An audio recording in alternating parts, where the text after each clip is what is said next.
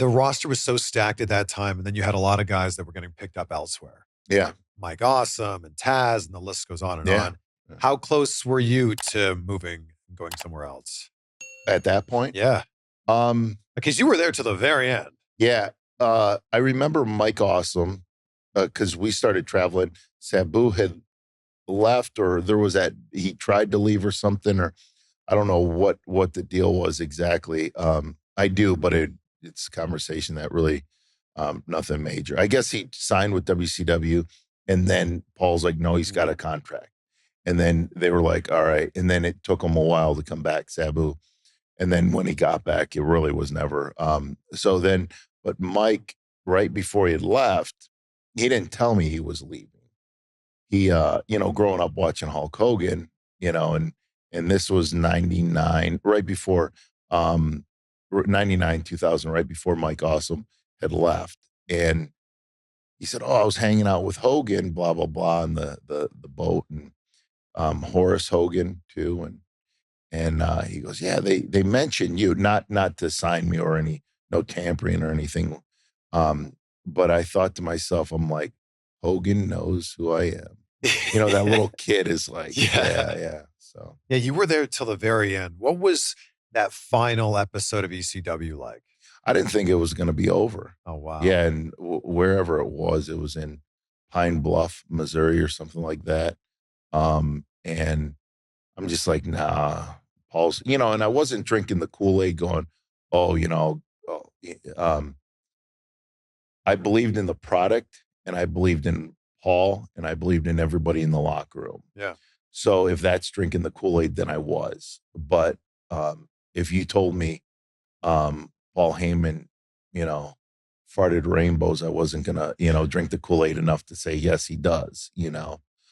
But if everybody working hard for that product, and he was working on something, and he might have had something come through, like a TV deal or something that, I was probably 50-50, okay, he might, but he might not. So Tommy Dreamer told me a conspiracy theory that he thought WWE was funding ECW at the time.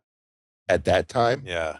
I'm sure they were giving him some money to keep going. Wow. But I also heard, that they did that before in the past, because it was kind of like a good feeder system too. Oh, wow. That's interesting. Yeah. So there was no, you thought it was going to keep going. So you were the champion at the time, and you weren't like, oh, I'm going to be the last champion. You didn't. No, I didn't think that, so. Do you still have the championship? No, actually Conrad has it. Conrad? Yeah. How did he get his hands on it? He called me up, and you know what? Unless you're a classic boat, it's funny because right back to boating. Yeah. Okay. I laugh if people are like, there's some, I don't want to say Me Too movement or anything. And, people might go, oh, are you worried about any, comments? Or I'm like, unless you're a classic wooden boat, I'm not going to harass you. I'm not going to probably pay attention to you. I just, who told Conrad that you had it? Yeah. It was one of the guys that started it was a hardcore promotion, kind of like a ECW revival, So here, let me just turn my phone down. That's what I got it in my hand. I should have been more professional. It's okay.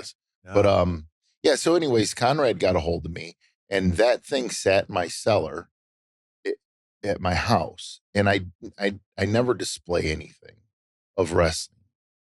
So it sat there. I mean, climate controlled. Don't think of a cellar dungeon. It was built in the 50s, so they had, like fruit cellars and all that. So it was a fruit cellar. All my old gear, all that, anything, boots, and so I never displayed any of them.